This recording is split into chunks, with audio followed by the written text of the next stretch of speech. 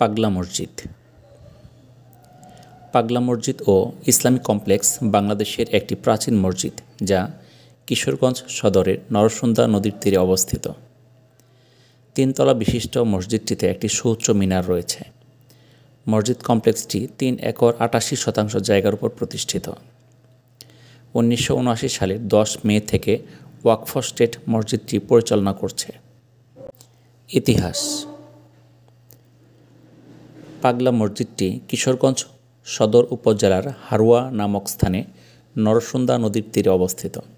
জনশ্রুতি অনুসারে কিশোরগঞ্জের ঐতিহাসিক হরবতনগর জমিদার বাড়ির ঈশা খানের বংশধর দেওয়ান জিলকদর খান ওরফে জিলকদর পাগলা সাহেব একজন আধ্যাত্মিক ব্যক্তি নরসুন্দা নদীর তীরে বসে নামাজ পড়তেন। পরবর্তীতে স্থানটিতে মসজিদটি নির্মিত হয়। জিলকদর পাগলার নাম অনুসারে মসজিদটি পাগলা মসজিদ হিসেবে পরিচিত হয়।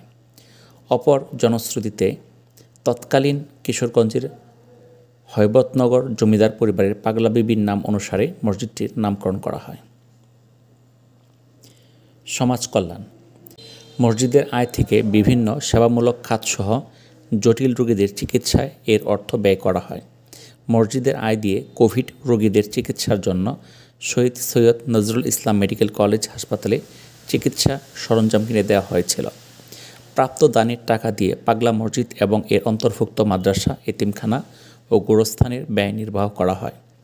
জেলার বিভিন্ন মসজিদ, মাদ্রাসা, এতিমখানা, গরিব ছাত্র ও দুস্থদের আর্থিক সহায়তা প্রদান করা হয়। মসজিদটিতে আন্তর্জাতিক মানের দৃষ্টিনন্দন ইসলামিক কমপ্লেক্স নির্মাণের উদ্যোগ নেওয়া হয়েছে।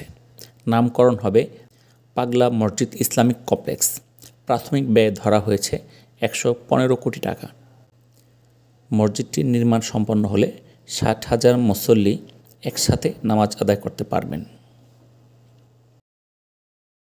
কঠিন বিচারের দিনে থেকো গো পাশে, পাপের ভারে নুয়ে গেছি, মন তাই কেঁদে মরে।